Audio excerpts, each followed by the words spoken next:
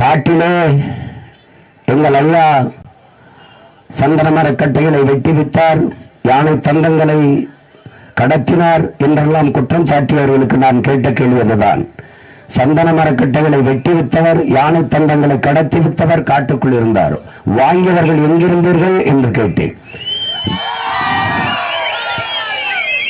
என் அன்பார்ந்த மக்களே, என் அறிவில் சிறந்த பெற்றோர்களே, எல்லாரும் தமிழ் சொந்தங்களே, என்னிலும் இளைய என் தம்பி தங்கைகளே, நீங்கள் சிந்தித்து பாருங்கள்.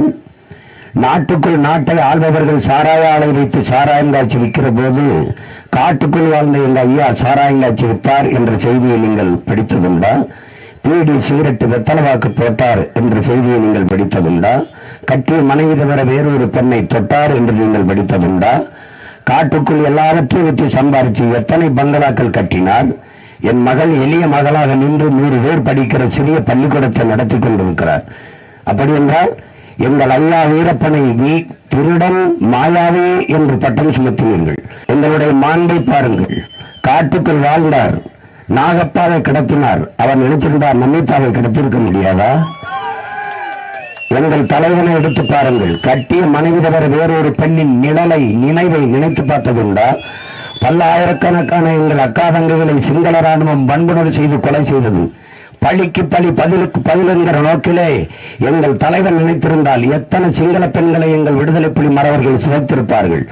ஒரு சிங்கள பெண்ணின் தாவணியை நிழலை தொட்டான் ஒரு தமிழ் மறவன் என்று ஒரு செய்தியை நீங்கள் படித்ததுண்டா? மாற்றத்திற்காக வாக்களியுங்கள் என் அன்பு சொந்தங்களே, என் அருமை உடன் பிறந்தார்களே.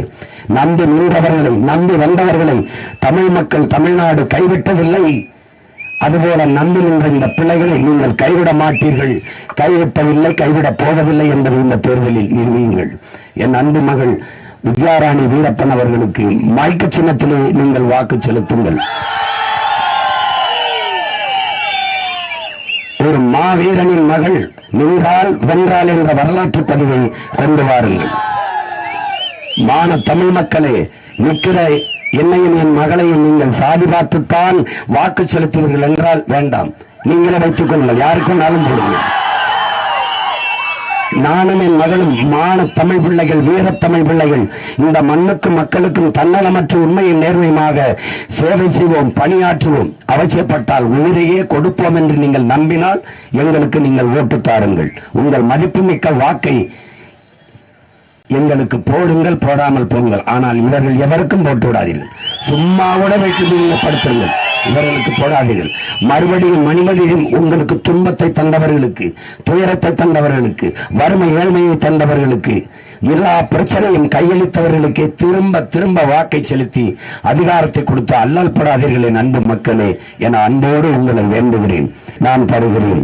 என் அன்பு மக்களே, முயற்சியை எடுக்க வேணும், முடிவு பண்ணி பார்க்க வேணும்.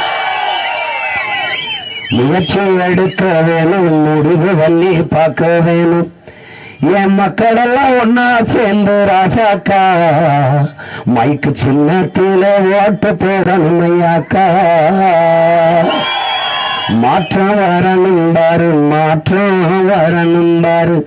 நாட்டு மக்கள் நல்லா இருக்க நோக்கம் இருப்பதாரு. அந்த எண்ணம் கொண்ட சின்னத்துல ராசாக்கா நம்ம எல்லாருமே ஓட்டு போடணும் ஐயாக்கா. முயற்சி எடுக்க வேணும், முடிவு பண்ணி பார்க்க வேணும். என் மக்கள் எல்லாம் ஒன்னா சேர்ந்து ராசாக்கா மைக்கு சின்னத்தில வாக்களிக்கணும் ஐயாக்கா.